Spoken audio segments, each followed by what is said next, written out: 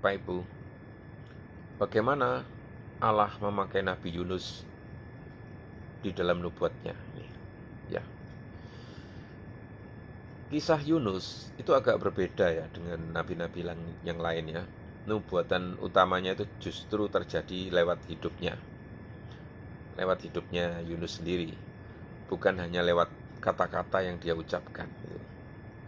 Tuhan memakai Yunus sebagai drama hidup untuk menyampaikan pesan rohani yang sangat luas ya, baik untuk Israel maupun untuk bangsa-bangsa lain. Yang pertama, dipanggil untuk melayani bangsa-bangsa non-Israel. Ini di Yunus 1 ayat 1-2. Tuhan memerintahkan Yunus pergi ke Niniwe, ibu kota Asyur, musuh besar Israel, untuk memperingatkan mereka agar bertobat ya. Makna profetiknya, Allah peduli bukan hanya pada bangsa Israel saja, tetapi juga bangsa-bangsa lain ya. Bahkan musuh. Ini menubuatkan rencana keselamatan yang universal ya. Bandingkan dengan Matius 28 ayat 19 ini Bapak Ibu. Peristiwa pelarian dan badai di laut ya.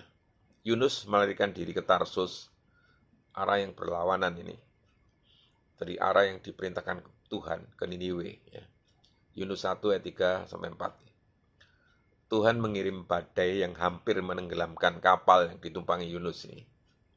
Makna profetiknya Bapak Ibu, ketidaktaatan hamba Tuhan bukan hanya berdampak pada dirinya ya, tapi juga pada orang-orang yang ada di sekitarnya gitu. Badai menjadi tanda bahwa kita tidak bisa lari dari panggilan Allah. Gitu. Dibuang ke laut dan ditelan ikan besar ya. Yunus 1-15-17 ya. Setelah diundi ya oleh seluruh penumpang kapal ini saja ya. Yunus itu mengaku bersalah ya. Lalu dilempar ke laut dan ditelan ikan besar selama 3 hari 3 malam Bapak Ibu. Makna profetiknya di sini. Ini adalah gambaran kematian dan kebangkitan Yesus di Matius 12 ayat 40. Tanda Nabi Yunus yang dikatakan di situ. Kehidupan Yunus menjadi nubuat hidup tentang karya keselamatan melalui kematian dan kebangkitan Mesias ini. Peristiwa yang lain lagi, ketaatan dan pertobatan Niniwe ini di dalam Yunus 3 ya. Yunus akhirnya memberitakan firman di Niniwe. 40 hari lagi maka Niniwe akan ditunggang balikkan. Bangsa Niniwe bertobat Bapak Ibu. Dan Tuhan membatalkan hukuman itu.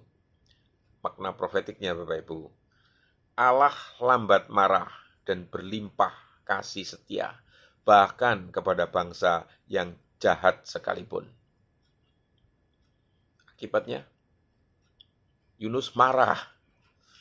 Kemarahan Yunus dan pengajaran kasih Allah itu ada di Yunus 4 ya. Yunus marah karena Tuhan mengampuni Niniwe. Tuhan menumbuhkan pohon jarak ya untuk menaunginya, lalu membiarkannya layu sebagai pelajaran bahwa kasih Allah kepada manusia jauh lebih besar daripada kepentingan pribadi Nabi ini. Maknanya juga pesan nubuatan utama Yunus adalah bahwa rahmat Allah melampaui batas etnis, politis, dan kebencian manusia.